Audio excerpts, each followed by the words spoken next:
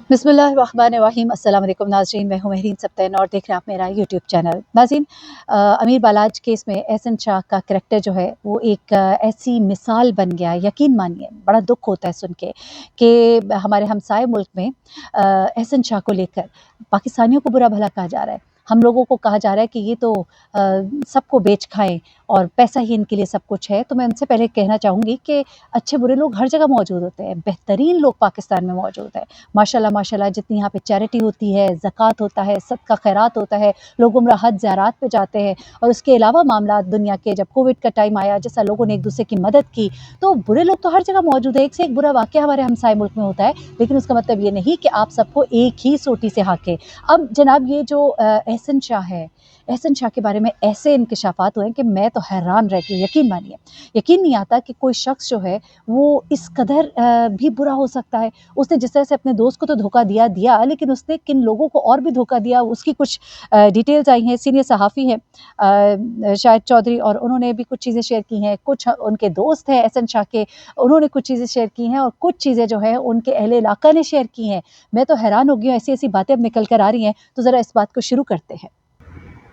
अच्छा, एक तो एहसन शाह की अय्याशियों की कुछ कहानियाँ हैं, कुछ शर्मनाक कहानियाँ हैं, कुछ वैसे कहानियाँ हैं, और इसके अलावा एहसन शाह की वाइफ़ के हवाले से कुछ खबरें आई हैं। अच्छा, बड़ी माज़रत के साथ लोगों के घरों में हम नहीं झाँकना चाहते और बिल्कुल भी नहीं चाहते कि कसूर किसी का हो और उसकी सज़ा कोई और भुगते। लेकिन अब इस केस में एहसन शाह की वाइफ़ जो है वो इनडायरेक्टली मुलव्वस पाई गई हैं। जी हाँ, इस वक़्त जो सीआईए ने बाकायदा तहकीक की है और जो मनी ट्रेल मिली है उसमें एहसन शाह की तरफ से अपने वाइफ के अकाउंट में कोई 60 लाख रुपए जमा कराए गए।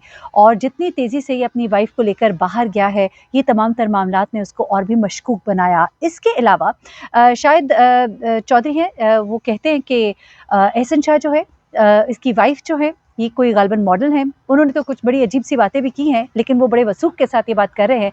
वो कहते हैं कि एहसन शाह की रंगीनियाँ और उसकी याशियों की कुछ ऐसी दास्तानें हैं जिनको आप फैमिली के साथ बैठकर बता भी नहीं सकते। उनका ये कहना है कि एहसन शाह बाकायदा तौर पर, उन्होंने ये दावा किया है कि एहसन शाह बाकायदा तौर पे लड़कियों के ग्रुप्स को लेकर दुबई जाता था।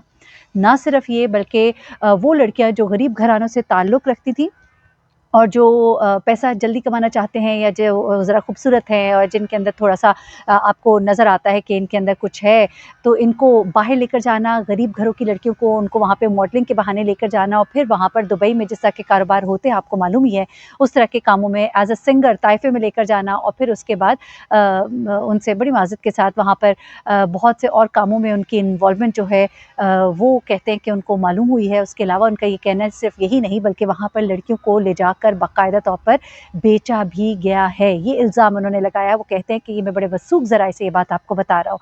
उसके अलावा उन्होंने उनकी वाइफ़ ग़ालिबन अर्शा उनका नाम है, कहते हैं कि वो भी एक मॉडल हैं और वो कहते हैं कि बहुत ही मॉडर्न है।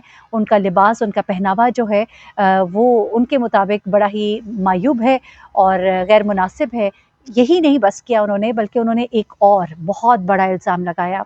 उन्होंने कहा कि एहसन शाह जो है, वो अपनी वाइफ़ को अपने गलत मकासद के लिए इस्तेमाल करता था। बड़ी माज़रत के साथ, this is not what I am saying, ये अब इस वक़्त रिपोर्ट जो है वो बड़े वसूख के साथ वो शेयर कर रहे हैं कि एहसन शाह ने कई बार अर्शा को ले जाकर अमीर बालात से मिलवाने की कोशिश की, दावतों पर, होटलों में बुलाया और अपनी वाइफ़ को बाकायदा तौर पर लेकर गया। और जिस तरह आपको पता ही है कि कुछ बहुत ही गैर मुनासिब किस्म के लोग होते हैं और वहाँ पर एक हाई सोसाइटी के अंदर कुछ गैर मुनासिब लोगों में, मैं ये नहीं कहूँगी कि हाई सोसाइटी में सारे ऐसे होते हैं, बहुत माशाल्लाह दीनदार और अल्लाह से लगावट रखने वाले लोग भी होते हैं, लेकिन एक ख़ास तबका है जहाँ पर अपनी वाइफ़्स को बाकायदा तौर पर इस्तेमाल किया जाता है प्रोजेक्ट्स को ग्रैब करने के लिए।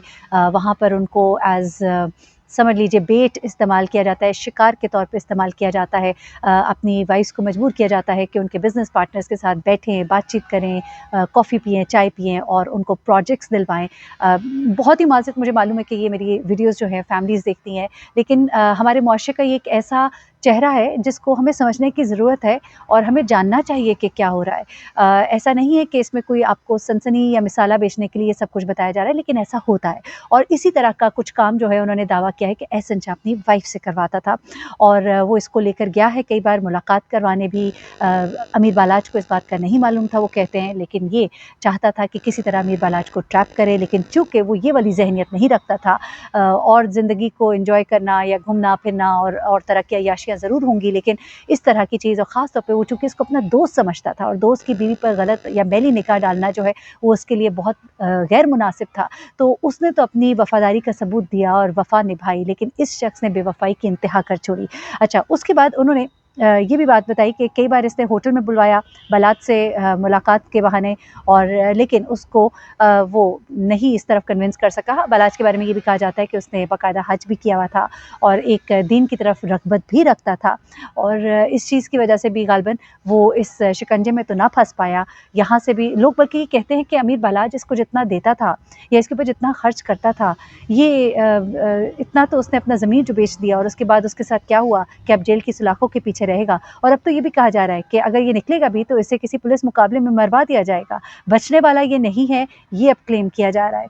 अच्छा, ये चीज़ हो गई। अब उसके बाद मैं आपको अगली कहानी ज़रा इसकी बता दूँ कि चूँकि इसने जो मुलाकातें वग़ैरह की थीं, इन मुलाकातों के दरमियान उसने तीफ़ी भट्ट से कुछ और भी मरात लेने की कोशिश की, वो भी उसकी अय्याशियों का ही हिस्सा है, उसकी रंगीन मिज़ाजी का हिस्सा है, जिसमें से कुछ मामलात जो हैं दुबई में कुछ ऐसे मसाज सेंटर्स और कुछ इस तरह की चीज़ें हैं। अब मैं उनको इतना खोल के नहीं बयान कर सकती, लेकिन कुछ चीज़ें इस तरह की कही जा रही हैं कि और दुबई में ही अब इस वक़्त कहा जा रहा है कि मफ़रूर हैं तीफ़ी भट्ट भी और तीफ़ी भट्ट जो है उसको पकड़ने के लिए बाकायदा तौर पे इंटरपोल से राब्ता किया गया है और टीम भी एक तश्कील दी गई थी जिसके बारे में बताया गया है कि वो वहाँ जा चुकी है।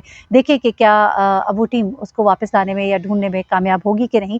लेकिन ये चीज़ ज़रूर सामने आ रही है कि जो पैसा भेजा गया था वो गालिबन कुछ दोहा में भी ट्रांसफ़र किया गया है। सिर्फ़ ये 60 लाख या 50 लाख की अमाउंट नहीं थी, बल्कि इसके अलावा भी कुछ अमाउंट जो है इसको फ़ौरन ट्रांसफ़र की गई है, लेकिन वो किसी एनोनिमस अकाउंट में ट्रांसफ़र की गई है और उस बारे में भी गालिबन इसने कुछ पुलिस कस्टडी में चीज़ें जो हैं वो बताई हैं। ये कुछ चीज़ें हैं, उसके अलावा 1-2 चीज़ें और भी हैं चूँकि मैं नहीं चाहती हूँ कि किसी चीज़ का हम कुछ मतलब गलत बात ना करें, सिर्फ़ वो बात आपको बताएँ कि जिसके बारे में हम बहुत श्योर हैं। 2 बातें और जो सामने आ रही हैं वो ये हैं कि इसने ना सिर्फ़ ये कि 2 दोस्तों का नाम दिया है, बल्कि इसने ये भी बताया है कि इसके अलावा भी कुछ लोग थे, जो अमीर बालात से भी मिलते थे और वो तीफ़ी भट्ट से मिलते थे, गोगी भट्ट से मिलते थे और ये जो 2 लोग और हैं, इन्होंने कुछ कोशिश की थी कि वो शॉर्टकट से किसी तरह ये मामला अपने हाथ ले लें, लेकिन इसने डबल पास किया और इसने चाहा यानी कि अमीर बालाज के गिर्द सिर्फ 1, 2 या 3 दोस्त ऐसे नहीं थे जो साँप थे आस्तीन का, बल्कि बहुत से दोस्त थे और जैसा कि मैंने आपको पहले भी बताया कि अब अमीर मसहब जो है वो भी अब दोस्तों से कम-कम मिल रहे हैं। फैमिली जो है बहुत डिस्ट्रस्ट पाया जाता है लोगों के हवाले से, यहाँ तक कि ख़ानदान के लोगों के हवाले से भी बहुत ज़्यादा तकलीफ़ में भी हैं और एक बहुत बड़ा शॉक लगा है उन्हें कि एक ऐसा शख्स जिसको बेटा मानती थी अमीर बालाज की माँ, उसने जिस तरह से धोखा दिया है, तो उन्हें अब ये डर और खौफ़ है कि अमीर मसहब और उनसे छोटे भाई जो हैं, उनको भी धोखा देने वाले कोई ऐसे ही दोस्त ना हों, जो आस्तीन के साँप बने उनके साथ घूम रहे हों और मौका मिलने पर डस जाएँ। अपना बहुत ख्याल रखिएगा, दुआ में याद रखिएगा। मज़ीद जो डिटेल्स आएँगी आपके साथ शेयर करूँगी। अल्लाह हाफ़िज़।